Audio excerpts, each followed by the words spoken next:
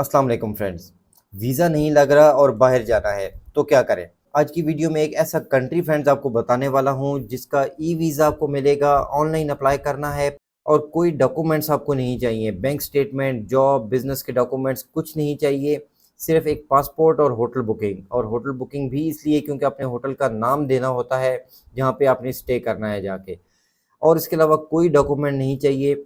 E visa भी आप ले सकते हैं, स्टिकर वीज़ा भी ले सकते हैं। क्या डिफरेंस है, क्या दोनों के फ़ायदे हैं, प्रोज़ एंड कॉन्स आगे चल के वीडियो में आपको बताऊँगा। लेकिन ये कंट्री और इसका वीज़ा स्पेशली उन लोगों के लिए बहुत इम्पोर्टेंट है जो हर हाल में अपने कंट्री से बाहर निकलना चाहते हैं। मैक्सिमम लोगों के पास डॉक्यूमेंट्स के मसाइल होते हैं। किसी के पास बैंक स्टेटमेंट नहीं है, किसी के पास जॉब्स नहीं है, किसी के पास बिज़नेस के डॉक्यूमेंट्स नहीं है, एनटीएन नहीं है, टैक्स रिटर्न्स नहीं है। कोई ना कोई ऐसी चीज़ निकल आती है जो आपको वीज़ा अप्लाई करने से रोक देती है, और अगर आप कर भी देते हैं वीज़ा अप्लाई तो आपका वीज़ा रिजेक्ट हो जाता है।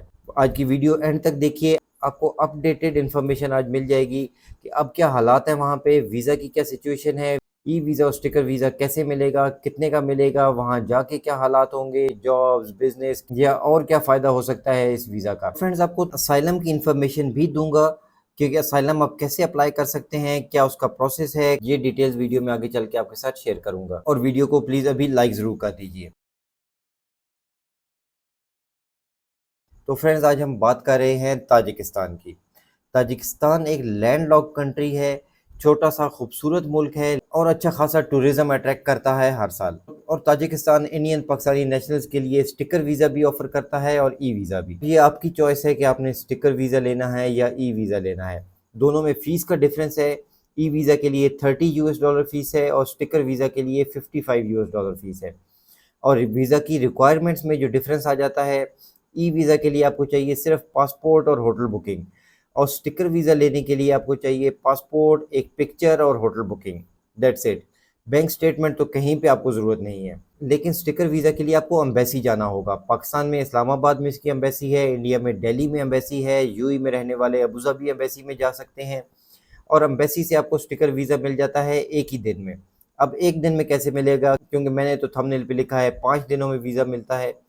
तो एक दिन में फ्रेंड्स ये स्टिकर वीज़ा आपको ऐसे मिलता है कि इसके लिए भी आपने ऑनलाइन ही अप्लाई करना होता है। ये वेबसाइट आपकी स्क्रीन पे आ रही है, ये स्टिकर वीज़ा अप्लाई करने के लिए वेबसाइट है।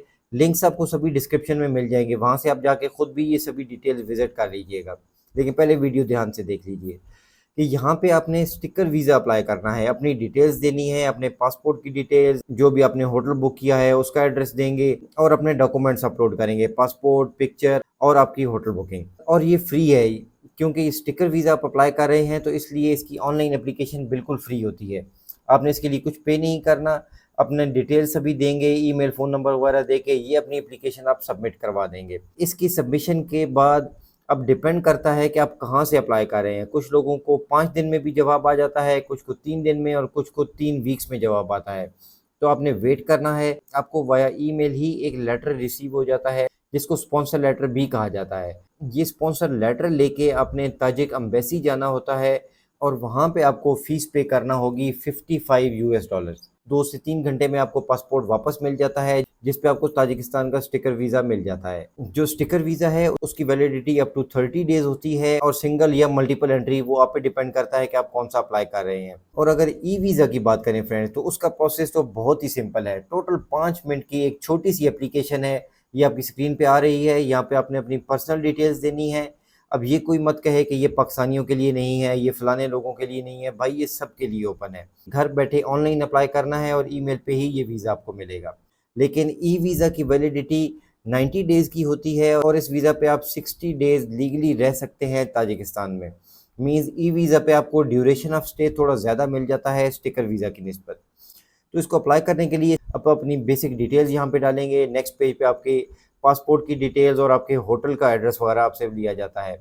थर्ड स्टेप पे आपसे पासपोर्ट अपलोड करने को बताएंगे, क्योंकि और कोई डॉक्यूमेंट आपने नहीं देना है। इनफैक्ट आपने होटल बुकिंग भी देनी नहीं होती, सिर्फ होटल का एड्रेस मेंशन करना होता है। तो ई वीज़ा के लिए आप ये भी कर सकते हैं कि आप होटल बुक ना कीजिए, सिर्फ कोई एक होटल चूज़ कर लें, उसका एड्रेस ऑनलाइन निकाल लें, गूगल से एड्रेस निकाल लें और वो अपने फॉर्म में फिल कर दें। कोई भी आपसे पूछता है तो आप बता सकते हैं कि भाई मैं इस होटल में रहूँगा। या जब आपका वीज़ा आ जाता है तो उसके बाद आप उसी होटल में बुकिंग करा लें ताकि आपको एयरपोर्ट पे एंट्री के टाइम पे प्रॉब्लम ना हो।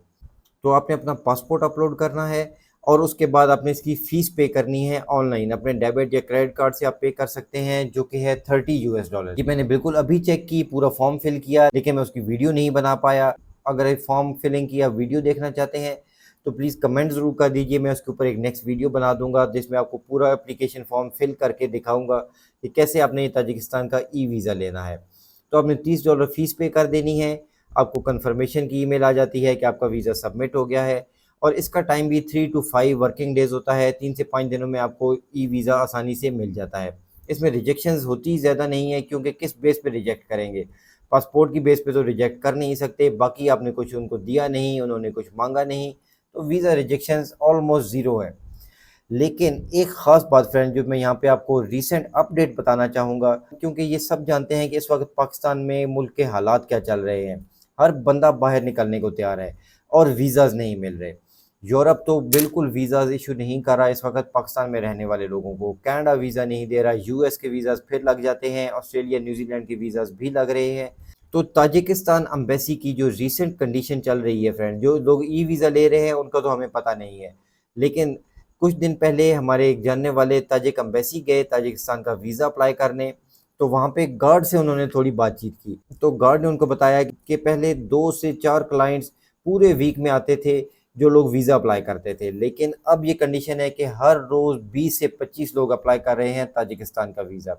इट मीन्स कि वहाँ पे लाइन लगती जा रही है, रश बढ़ता जा रहा है। इससे पहले कि ये वीज़ा भी बंद हो जाए या इसमें कोई मुश्किल खड़ी हो जाए या रिक्वायरमेंट ज़्यादा हो जाए, आप लोग ये वीज़ा लगवा लीजिए। अब इस वीज़ा के फ़ायदे क्या हैं फ्रेंड्स? स्टिकर वीज़ा पे फ्रेंड्स आपको ताजिकिस्तान में ड्यूरेशन ऑफ स्टे कम मिलता है। 14 डेज़ से 30 डेज़ का मैक्सिमम आपको स्टे मिलेगा अगर आप स्टिकर वीज़ा लेके ताजिकिस्तान जाते हैं। लेकिन अगर आप ई वीज़ा लेके जाते हैं तो आपको स्टे मिलेगा 60 डेज़ का। और सेकंड, कि ई वीज़ा को आप कन्वर्ट नहीं करवा सकते, आपका अपना स्टेटस चेंज नहीं कर सकते वर्क परमिट पे या टेम्परेरी रेजिडेंस या परमानेंट रेजिडेंस, कुछ भी ऐसा काम आप नहीं कर सकते। ई वीज़ा पे गए हैं तो फिर आपको वापस ही आना पड़ेगा। लेकिन अगर आप स्टिकर वीज़ा लेके जाते हैं तो उस पे आपके पास ऑप्शन है, आप उसको कन्वर्ट कर सकते हैं, चेंज ऑफ स्टेटस अलाउड है स्टिकर वीज़ा के ऊपर। कुछ लोग समझते हैं कि स्टिकर वीज़ा हमारे पासपोर्ट पे लगा होगा तो उसकी बहुत अच्छी वैल्यू होगी, हमारे पासपोर्ट की वैल्यू बढ़ जाएगी, और ई वीज़ा तो पासपोर्ट पे नहीं होगा, ये उसका फ़ायदा नहीं है। तो फ्रेंड्स, इस दोनों की वैल्यूज़ बिल्कुल बराबर होती हैं, ई वीज़ा हो या स्टिकर वीज़ा हो। आपकी ट्रैवल हिस्ट्री हमेशा देखी जाती है आपकी स्टैंप से, तो जो एंट्री और एग्ज़िट की स्टैंप्स हैं आपके पासपोर्ट पे। तो अगर आपके पास स्टिकर वीज़ा नहीं है, ई वीज़ा लिया है, तो भी कोई प्रॉब्लम नहीं है, आपकी ट्रैवल हिस्ट्री काउंट होगी। और ताजिकिस्तान ट्रैवल हिस्ट्री के लिए तो एक बहुत अच्छा कंट्री है, क्योंकि ये है ही टूरिज़्म के लिए। यहाँ पे अगर हम जॉब्स और बिज़नेस की बात करें फ्रेंड, ये कंट्री जॉब्स के लिए नहीं है। ये मैं आपको क्लियरली बता रहा हूँ कि वहाँ पे सैलरीज़ अच्छी नहीं मिलती, कम सैलरीज़ में लोग गुज़ारा करते हैं। लेकिन इसमें एक प्लस पॉइंट भी आ जाता है, इस चीज़ को आप समझ लेंगे तो आपको ज़रूर फ़ायदा होगा। ताजिकिस्तान की करेंसी सोमोनी है, जो कि पाकिस्तानी रुपीज़ में तकरीबन 26-27 रुपए के करीब आता है, और इंडियन रुपीज़ में तकरीबन 8 रुपए के करीब होता है। मिनिमम सैलरी जो है ताजिकिस्तान में जो एक लेबर को मिलती है वो तकरीबन 2500 से 3000 सोमोनी के बीच होती है। तो इट मीन्स कि सैलरीज तो बहुत अच्छी नहीं है। इंडियन रुपीज़ में मैक्सिमम आपको 30-40 हज़ार 50 हज़ार रुपये मिल जाएंगे, पाकिस्तानी रुपीज़ में आप लाख रुपए तक कमा लेंगे, बहुत ज़्यादा तीर मारा। लेकिन ये भी तब होगा जब आपको जॉब मिलेगी। इसका प्लस पॉइंट ये है फ्रेंड्स कि आपको कम सैलरीज पे वर्कर मिल सकते हैं अगर आप कोई छोटा मोटा अपना बिजनेस स्टार्ट करते हैं ताजिकिस्तान में। स्टिकर वीज़ा लेके आप ताजिकिस्तान जाते हैं, वहाँ जाके आप अपना एक कंपनी रजिस्टर करते हैं जिसमें आपका कोई बहुत ज़्यादा खर्चा नहीं आ जाता। मैक्सिमम $150 आपका खर्चा आता है। $150 में आपकी कंपनी ओपन होती है। $105 तो आपने बैंक में रखने हैं जो उसका कैपिटल शो करना है। बाकी 30-40-50 डॉलर आपके लग जाते हैं कंपनी रजिस्ट्रेशन की फीसें और उस सारे प्रोसेस में, और ये सारा प्रोसेस आपका विद इन 4 वीक्स कंप्लीट हो जाता है। इसमें आपका बैंक अकाउंट खुलता है, आपका टैक्स आईडी बनती है, सारा प्रोसेस हो जाता है। और साथ ही आप अपना वर्क परमिट भी अपनी कंपनी में ऐड कर सकते हैं as a managing director. Tajikistan एक ग्रोइंग इकोनॉमी है, सैलरीज बहुत ज़्यादा नहीं है, तो इट मीन्स कि आपको वर्कर्स तो आसानी से मिल जाएंगे।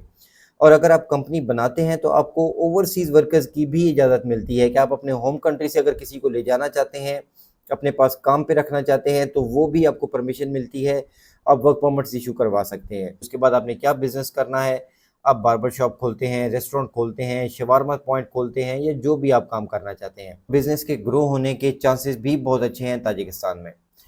और अब फ्रेंड्स लास्ट में हम बात करते हैं असाइलम की, क्योंकि बहुत से लोग मुझे ये क्वेश्चन करते हैं डिफरेंट कंट्रीज़ के असाइलम के बारे में। मैंने इसके ऊपर ज़्यादा वीडियोस इसलिए नहीं बनाता क्योंकि ये टॉपिक बहुत सेंसिटिव है।